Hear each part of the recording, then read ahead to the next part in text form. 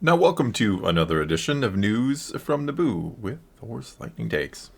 And let's get right to the news. Alright, we are days out now from The Mandalorian. Days. We're under a week. It's almost too good to be true. And Bad Batch episode 11, same day.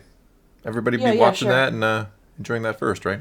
No, I think we're going to end up with Bad Batch being pushed back a day because, well, it's Mando. Why wouldn't we? Alright, so we're going to talk about Mandalorian today. First up, we've got Jon Favreau is doing the marketing tour for Mando Season 3. He visited Spain to attend a Q&A, which provided some interesting new details about the new season. When asked about the relationship between The Mandalorian and the Book of Boba Fett, Favreau explained how he was inspired by the MCU to reunite Din and Grogu outside of the main series. Oh, really? Well, he is an MCU guy, isn't he? Yeah, he directed the first two Iron Man movies. He's been happy in Spider-Man recently, too. He's kept tabs on it, I guess you can say. Mm-hmm.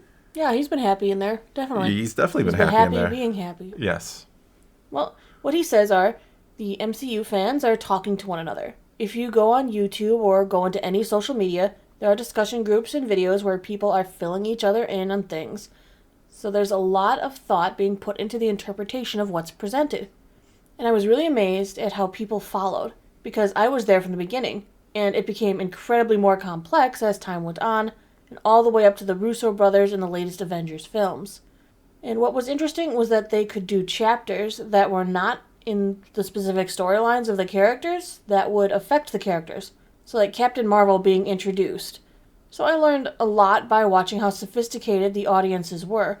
And people are quick to fill each other in. So I felt like I had the liberty to not spend all the time with those two characters apart in The Mandalorian, and spend that time in the Book of Boba Fett as chapters that were as a novel, where there were chapters that dealt with different characters.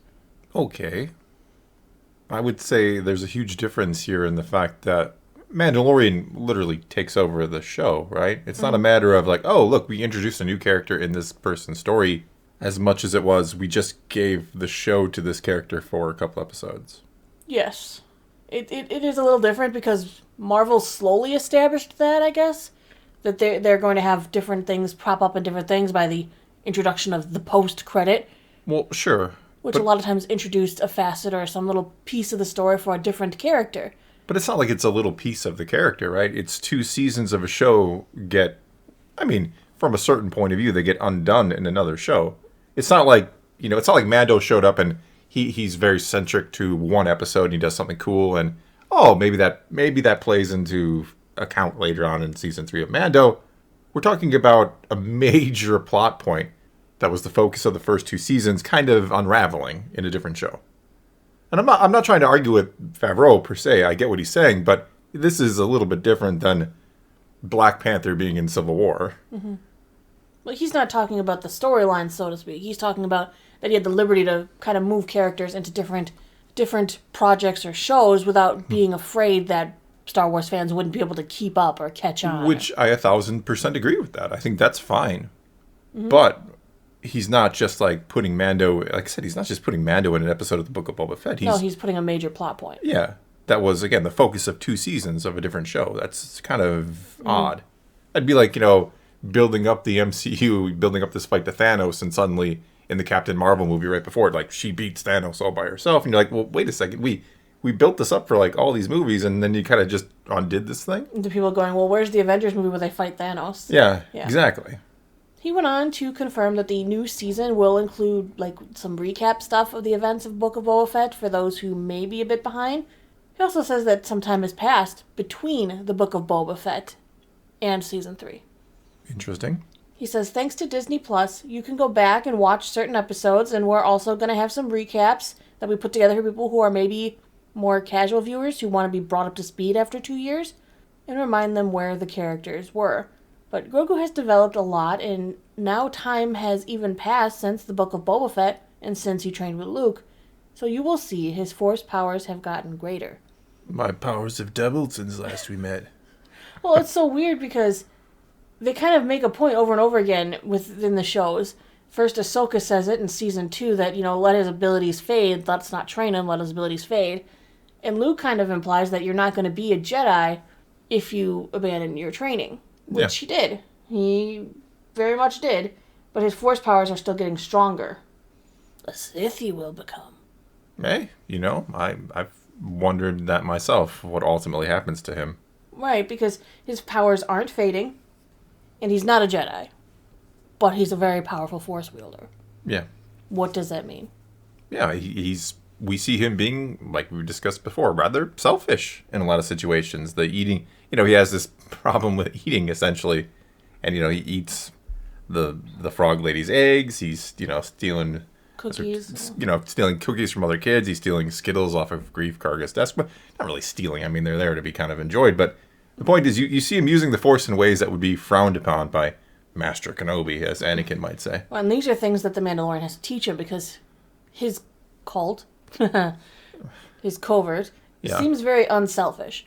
When you come in and you bring in the Beskar that you earned, what did he do? Make sure you save some for the foundlings, because this is the way. And he made sure, he even says, Mando says, and make sure the extra goes to the foundlings. And she's in armor replied, this is the way, because it is the way. Yeah. This is something that Grogu needs to benefit from. Well, it also needs to, it's a give and take, right? He has to benefit and he has to give. You can't just give and expect nothing in return, and yet, we're not all Jedi. He's not a Jedi anymore. So, yeah. No, he's Mandalorian. He's a foundling now. All right, let's move on to our next little piece here. We got another tiny footage release from The Mandalorian. There's a little tiny one. It's like another, 20 seconds or less, and there's 3-4 new little clips. Oh, they just love to tease, don't they? That's why they're here. I mean, the clip opens with them talking about the danger out there. It looks like Captain Rancor is once again reiterating the danger out there, which is something that they kind of seem to be setting up as a theme of the season, as there's something out there that is dangerous. Brewing, and his name is Grand Admiral Thrawn. Yeah. And I think that's going to be the danger out there, is what's going to be driving us into these crossovers that are eventually going to happen, and it's going to drive Ahsoka out there. Who knows, maybe she'll be going out to explore the danger out there in the new beyond. Maybe. I don't, we've talked about that a lot before. We have. I'm all right with her going to different parts of the galaxy. It's when you go to different galaxies, whatever. Yeah.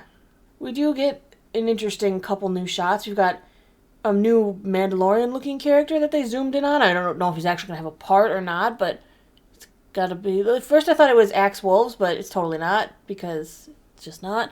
Well, maybe he got a new helmet. He repainted his helmet, and he put a new stripe on it that wasn't there before, I guess. He thought stripes were cool. This is a different Mandalorian. I'm not sure if they're zooming in on him just because that's a fight scene and that one was doing something cool, or if that one's going to be a character. Moff Gideon in his Mando armor. Maybe. Calling it right now. I don't know. It's weird. There's a little symbol on his shoulder you can kind of half see. It almost looks like the symbol from Death Watch. But not quite like the symbol from Death Watch. Very, very similar. So who can say for sure? We also got a very brief look at the criminal gang who seems to be causing trouble on Navarro.